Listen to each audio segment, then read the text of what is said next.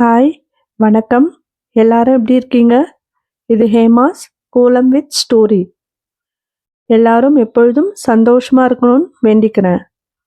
இன்னைக்கு நம்ம ஒரு அழகான கோலத்தை பார்த்துக்கிட்டே நல்ல ஸ்டோரியை கேட்கலாம். வாங்க வீடியோக்குள்ள போகலாம். சரியான தீர்ப்பு.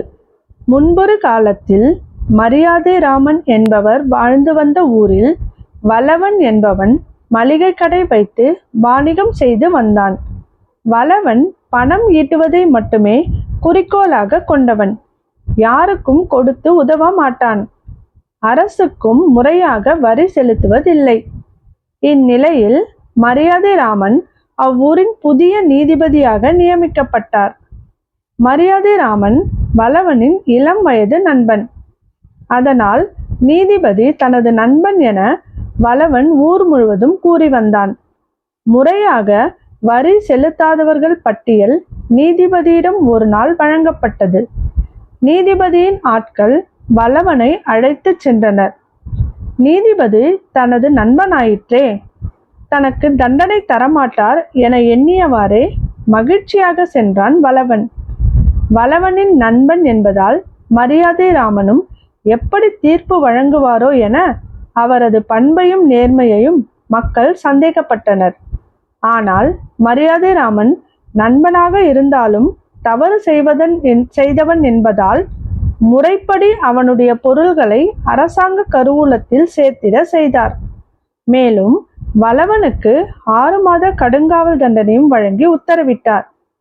எவ்வித சார்பும் இன்றி நடுநிலைமையோடு தீர்ப்பு வழங்கிய மரியாதை ராமனை அனைவரும் பாராட்டினர்.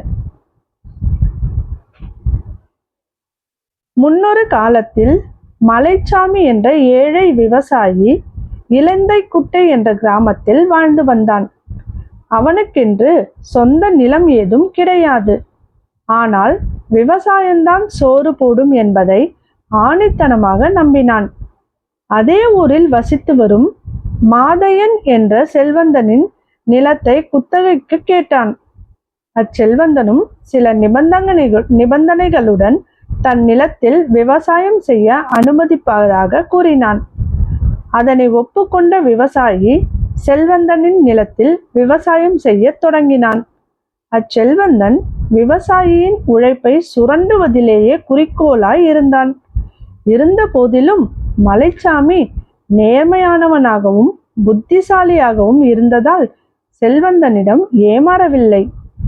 ஒருமுறை செல்வந்தன் விவசாயியிடம் குத்தகைக்கு ஈடாக மண்ணுக்கு மேலே விளைபவை எனக்கு, மண்ணுக்கு கீழே விளைபவை உனக்கு என்று கட்டளையிட்டான். புத்தி கூர்மையுடன் விவசாயி நிலக்கடலை பயிரிட்டதால் விவசாயிக்கே லாபம் கிட்டியது. ஏமாற்றம் அடைந்த செல்வந்தன் அடுத்த முறை விவசாயியை ஏமாற்ற எண்ணி நிபந்தனையை மாற்றினான். இம்முறை மண்ணுக்கு கீழே விளைபவை எனக்கு, மண்ணுக்கு மேலே விளைபவை உனக்கு என்றான். ஆராய்ந்த விவசாயி இம்முறை நெல் பயிரிட்டான். இம்முறையும் விவசாயிக்கே லாபம். ஏமாற்றத்துடன் வீடு திரும்பினான் செல்வந்தன். அதனால் எவ்விடத்து எதை எப்படி எக்காலத்தில் செய்ய வேண்டும் என்பதை அறிந்து செய்தால் உலகையே வென்றுவிடலாம்.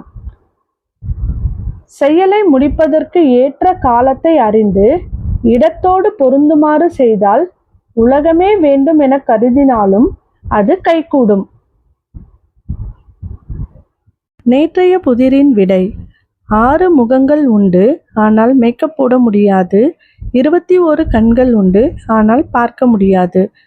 விடை டைஸ், தாயக்கட்டை. இன்றைய புதிர்.